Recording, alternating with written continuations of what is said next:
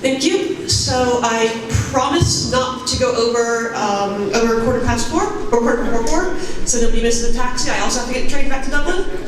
So I'm just going to do a quick overview of the UN Convention on the Rights of Persons with Disabilities, or UNCRPD. I'm just going to give you a quick overview so that you're able to talk about it, you understand what it is, and you understand how it can be useful to you both as individuals and as an organization. So the first question is always, what is the UNCRPD? So it's a human rights treaty from the United Nations. The United Nations has, so far, since the 1950s, produced 7 major human rights treaties. These include treaties that address marginalized groups, such as racial minorities, women, children, and now people with disabilities. So, and all of the UN's human rights treaties address the same basic rights. So at the beginning, it was hoped that we'd only need one human rights treaty, lay out everyone's human rights, and then we'd move on. The UN has kept producing them because it became clear that that wasn't going to be the case, that things had to keep being reiterated for different groups and in different circumstances. So the question there is, what rights are in the UNCRPD? When Ireland ratified this, what rights were you supposed to have gained? This is just a small selection of the rights. The actual treaty has 50 articles, so there's many rights. But it includes things like the right to make choices, the right to play sport, the right to go to the cinema, the right to have a personal assistant, the right to access to public transport, freedom from abuse, the right to have or not have children, the right to be part of the community, the right to live where you want, the right to privacy, and the right to work. So it's kind of a selection of the kinds of rights you find in there. And as you can see, it includes very big ones, like the right to make choices, and very small everyday things like the right to go to the cinema. So it tries to cover a broad spectrum of the life of people with disabilities, and cover kind of all the little everyday things that a person might need in their life as far as human rights go. So what does this treaty mean for Ireland? So Ireland signed the UNCRPD in 2007, as soon as it opened for signatures. So there's kind of 3 steps to the human rights treaty. The first thing you do with the treaty is you sign it. When a government signs a treaty, they're saying, we like this treaty, we think it's a good idea, we're going to sign it and we're going to go home and think about ratification. And so the next step is obviously ratification. Ireland ratified last year. So when you saw Finny McGraw last year, he would have just come back from finishing off the ratification. So when a government ratifies, they're kind of saying, okay, the treaty is still a good idea, we're still really on board with this, we are now promising that we're going to use this treaty and make it part of our laws, our policies, and our practices. And so it's a ratification can be seen as the government promising to take action on a treaty. After ratification, you have implementation. So implementation is changing laws, changing policies, changing practices to match up with the rights contained in the treaty that you've ratified. Ireland is currently undergoing implementation. There have been some fairly major legal changes and some fairly minor ones. So the Oireachtas has acted on the treaty so far. It's just the process of implementing an entire treaty with 50 articles does take a long time, and we'll talk about how you can kind of work on that in this presentation. So also when Ireland ratified, they agreed to be monitored, to have their progress in implementing the treaty monitored by both the UN and domestically by the Irish Human Rights and Equality Commission, or IREC. So I'll talk more about that monitoring because it does open up avenues for activists or organizations to take action to ensure implementation continues. So there is a process that is fastest in implementation, and that process is called incorporation. So when you implement a treaty, you change your laws to match the treaty. When you incorporate a treaty, you make that treaty into law. And so that's obviously a faster process. It means the treaty is immediately active. Ireland has never incorporated a UN human rights treaty. Ireland has incorporated EU treaties in the past. Incorporation requires a referendum. After the referendum, the treaty is part of the Constitution, and all the rights contained in it are the rights of Irish citizens. There are movements in Ireland to incorporate human rights treaties. There could well be one forming around the UNCRPD, but so far that's a pretty remote action. What we're looking at right now is the process of implementation, of changing existing laws to match the treaty. So if you heard about the treaty at all in the news around the time it was ratified, you probably heard about the optional protocol. The government had promised to ratify the optional protocol at the same time as the treaty, and they wound up not doing so. So, just to explain, because it got a lot of news coverage at the time, Every human rights treaty from the UN comes with an optional protocol. And the optional protocol allows people to bring complaints about the government to the United Nations. Now, that's not as easy as it sounds when you say it that way. There are obviously some steps that have to be taken.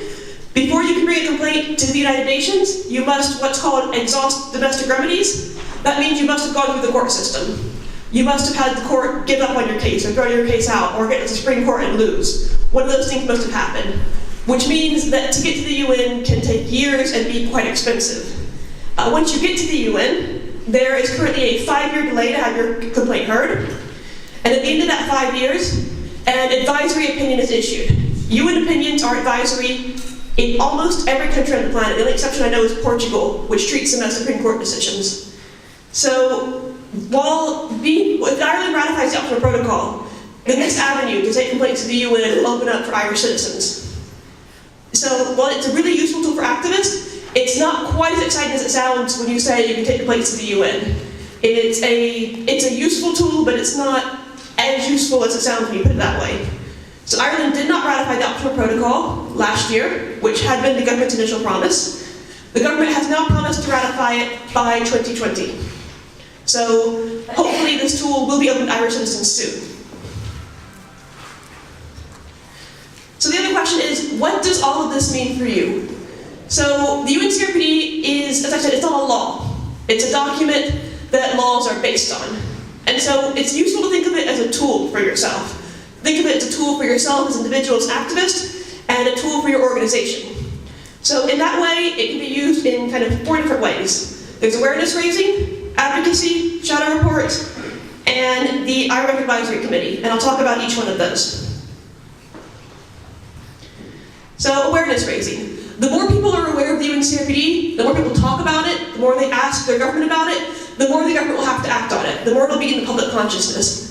The worst thing that can happen to a human rights treaty is that it gets forgotten. Because if it's forgotten, the government doesn't have to act on it. So, talk about it.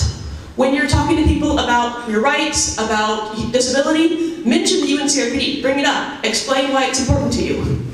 Whenever you produce official literature, make sure you mention it. Say, we want our rights because the government has promised, the UNCRPD has these rights, and that's why we're asking this. Whenever you talk to policymakers, if you talk to TDs, if you talk to counselors, if you talk to different political parties, mention it again. Make sure that they're aware that it's an important issue to many voters in Ireland. There's also, so IREC, the Irish Human Rights Equality Commission, IREC, have a service called the Your Rights Service. So IREC monitors all human rights in Ireland. And the Your Rights Service is a service you can contact if you feel your rights have been violated. Now IREC can, when you contact the service, they can provide advice on how you can take a complaint, where you can take a complaint, what would be likely to happen if you did take a complaint. They can provide some support for that process. But they also use the Your Rights Service to know what's important in Ireland, what rights are being violated, what issues are people bringing up again and again. So feel free to contact the service, even if you don't want to take a complaint, just so they know what's happening in the world. So they know that you felt discriminated against, so they know you felt your rights were violated. It's always useful because it lets IREC know what they should be doing. The photo there, I should say, is from an awareness-raising campaign called Purple Lights. I don't know if any of you heard of that last year. So the 3rd of December is the International Day of People with Disabilities, and the color for that day is purple. So last year, the Purple Lights campaign was to light up as many public buildings as possible in purple lights on the International Day of Disability. The campaign is supposed to be even bigger this year. So that's run by some disability activists who DFI knows but do not work for DFI. But you should, as we get closer to December, start seeing that campaign around if you want to join it, promote it, that kind of thing. So advocacy. I know you're a fairly small charity, you don't have that much work money for advocacy, but whenever you do talk to policymakers, whenever you do advocate for something, it's really useful to use the UNCRPD. We always encourage all the smaller charities, larger charities to use UNCRPD because it kind of provides one consistent message. Rather than 100 charities asking for 100 things, it's only 100 charities asking for one thing. And that gets a much bigger impact with the government. It's not everyone wants these small things, it's everyone wants this one treaty implemented. And so it's a big ask, but it's a much more consistent ask, and it has a bigger impact if everyone's bringing up the treaty when they make their ask. If everyone's saying, I want this implemented because I need a PA, because I need funding for services, then it solidifies everyone's message into one consistent message the government hears over and over again. So, shadow reporting. So, as I said, Ireland has agreed to be monitored by the United Nations. Ireland's first report to the United Nations will be due in 2020. After that, they have to report every 5 years. So we got a nice round number anyway, it'll be easy to remember. And when the government reports, civil society, charities, can report alongside it. They can say, actually, the government told you this, but that's not true, or the government says things are going well here, they're actually terrible. Or you can agree with the government, if you agree with their report. That's an option open to you. And these reports from civil society are called shadow reports. Now, your organization is really interesting because you hold a kind of a unique position at the UN around this. So the UN, the Committee on Disability, looks particularly at organizations that it calls DPOs. So a DPO is a disabled persons organization. DPOs are organizations that are set up by and run by people with disabilities. So organizations like yourselves. The largest one in Ireland is probably the Irish Deaf Society. Ireland has a real lack of DPOs. The ones we have tend to be small, as you've said yourself, and we don't have large national ones, which you find in most European countries. But the UN committee that oversees this treaty wants particularly to hear from DPOs. They consider DPOs the best resource in a country, as far as what people with disabilities are thinking and feeling in the country, and they give them a special status, and their report's a special status. So, as this reporting comes up, the state report's due in 2020, but it probably won't be seen for a few years, so you have plenty of time. You really want to think about putting in your own opinion, because the UN would give your opinion a much larger weight than it would give even large charities like DFI, because we are not a DPO. So you want to consider that status and consider what you want to do with that status when the report comes up. The final thing I want to talk about is, as I said, IREC is monitoring the UNCRPD in Ireland. They're the domestic body that monitors. So, for the first time for this human rights treaty and no other, IREC has set up a permanent advisory committee. This committee is statutory, it is mandated in law, so it will always exist. And this is the only treaty that has one. The committee has 11 members. By law, over half must have a disability. Each member holds a 3-year term, unless they obviously resign or move on. And the current committee was formed in late 2018, so in late 2020, I would think, they'll be looking for new applications. What you need to think of, obviously, as individuals, is whether you want to apply for those positions. Certainly, you want to be able to contact this group. All their bios, details are on IREC's website, and you can find them fairly easily. But you also need to think about whether any of you would be interested in having a position on the committee. They meet 3 times a year. They help set IREC's agenda around what it will do around disability in those 3 years. So it is an opportunity for you to help guide human rights policy in Ireland. Seats may open as members quit or resign. All the seats will open in 3 years. So this gives you plenty of time to think about what you want to do about that position and whether any of you would be interested in taking on that position. And I think that's it. I have a few minutes for questions if anyone has any questions.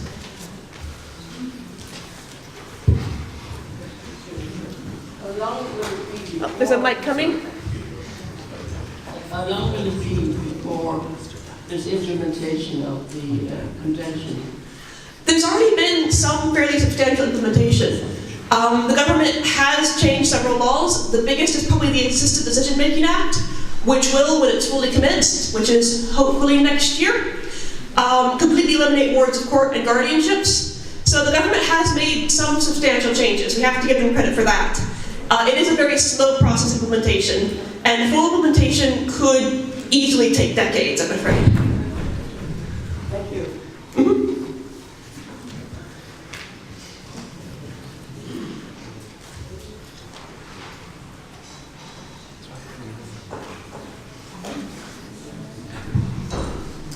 It took Ireland 10 years to sign the convention. Will it take 10 years to implement it? It will probably take more than 10 years to implement. It's a large, complex document. I would point out, I know it took 10 years between signing and ratification, and that seems like a long time. Ireland is very slow at ratification. I actually calculated it out. The average is 12 and a half years. There's one convention that took 32 years. So, on average, the UNCRPD was actually done fairly quickly by Irish standards.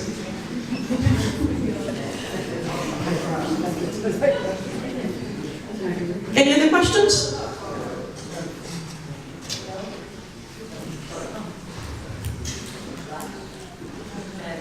Just to let you know that your councils have to provide things for UN conventions. So, you must make sure that your councils actually put that in place. They're duty bound now since the signing of the treaty to do so, and that making all public spaces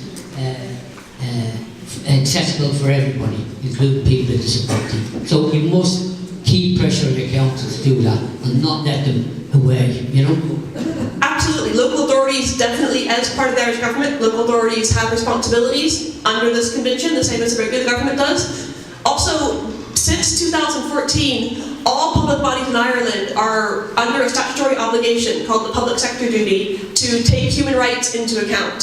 So all public bodies, not just local authorities, but departments, the HSC, any body funded by the government, must be taking human rights into account. That it is a fairly new law, and it's one that a lot of public bodies aren't entirely aware of, but it's always useful to remind them of it.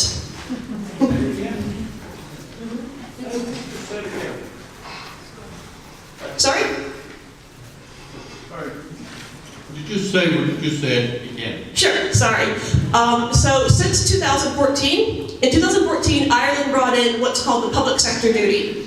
This is a duty on all bodies that receive public funds, which is the government, local authorities, some charities, and it's a duty that all bodies must take equality and human rights into account in all of their work. It's a fairly new duty. The government's still adapting to it, but it's always useful to remind them when something's not accessible, when you feel your rights have been violated, to remind them that they have a human rights duty now. And that will get them into the habit of thinking about it and applying it more in their work.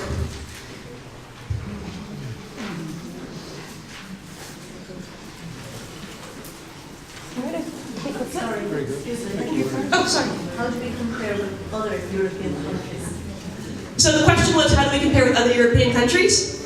And the answer is not all that badly.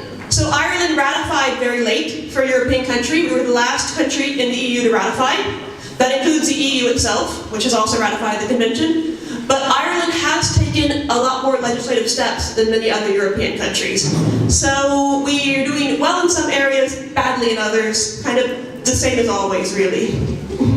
Sorry, I just want to, again, the fact that you go to shops, you go to cinemas and whatnot, okay? Especially at shops where you can't get an account because you're in a wheelchair and whatnot, or you can't enter a cinema or a pub and whatnot, you're entitled to bring that, remind the shop that you know it's a UN treaty now, and they must be able to make things more accessible for you. And I advise people to keep saying that to them. UN treaty, you have to abide by it. Otherwise, if you don't keep saying it, you won't do it.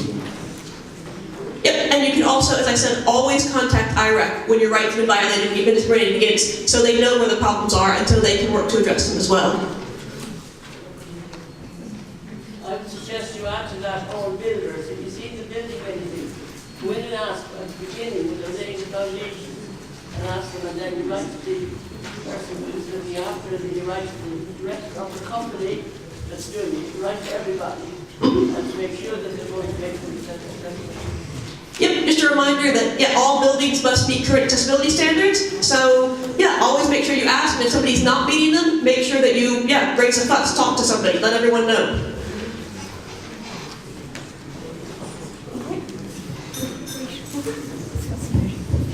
Thank you very much, Meredith,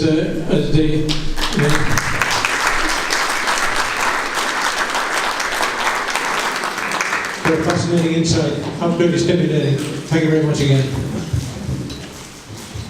Now, ladies and gentlemen, before we actually close the conference, you have a number of forms to fill in: the evaluation form 1 and the Justice for Polio survivor sheets. If you've got those, please give those to Fran. They're very important, obviously, for Susan's campaign. Thank you very much.